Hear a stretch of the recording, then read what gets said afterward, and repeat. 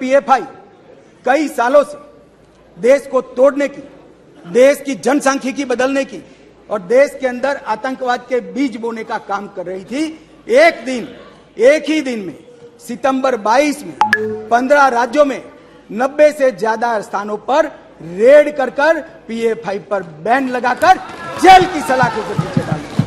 नमस्कार दोस्तों, जिस पीएफआई यानी कि पॉपुलर फ्रंट ऑफ इंडिया को पूरे देश में बैन कर दिया गया है, जिसका समर्थन करने का आरोप भाजपा हमेशा कांग्रेस पर लगाती है, जिसे भारत विरोधी कट्टरपंथी संस्था बताया जाता है, उसी पीएफआई की सहयोगी पार्टी के साथ अब भारतीय जनता पार्टी चुनाव लड़ने वाली है। अभी 2 दिन पहले ही संसद में गृह मंत्री अमित शाह ने पीएफआई को लेकर बड़ी बातें कही थी।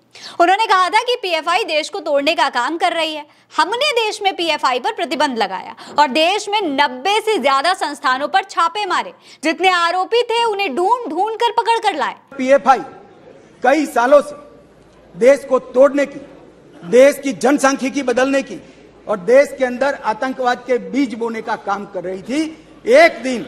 एक ही दिन में सितंबर 22 में 15 राज्यों में 90 से ज्यादा स्थानों पर रेड कर पीएफआई पर बैन लगाकर जेल की सलाखों के पीछे डाल दिया।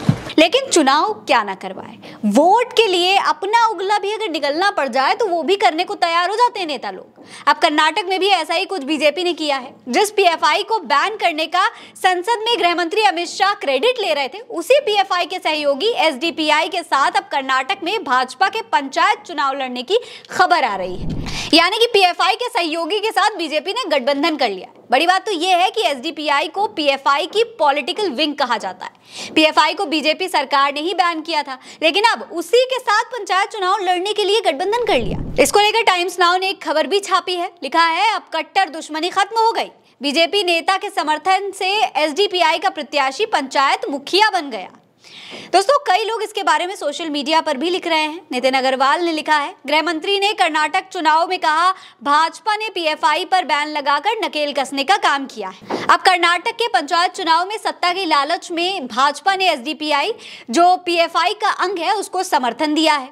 भाजपा की कोई विचारधारा नहीं है और चुनाव जीतने के लिए वो किसी के भी साथ गठबंधन कर सकती है।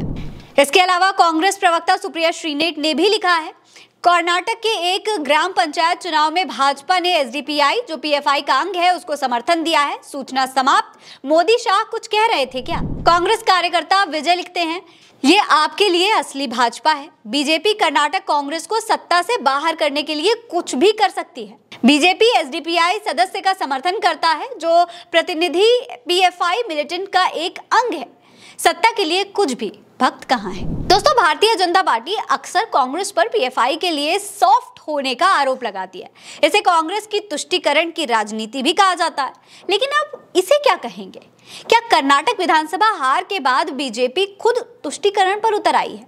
क्या सिर्फ कुछ सीटों के लालच में एसडीपीआई का समर्थन कर रही है भाजपा? आपको क्या लगता है? हमें कमेंट सेक्शन में लिखकर जरूर बताइएगा। ये खबर आप उल्टा चश्मा यूसी पर देख रहे हैं। मेरा नाम फरीन अंसारी है। जय हिंद, जय भारत।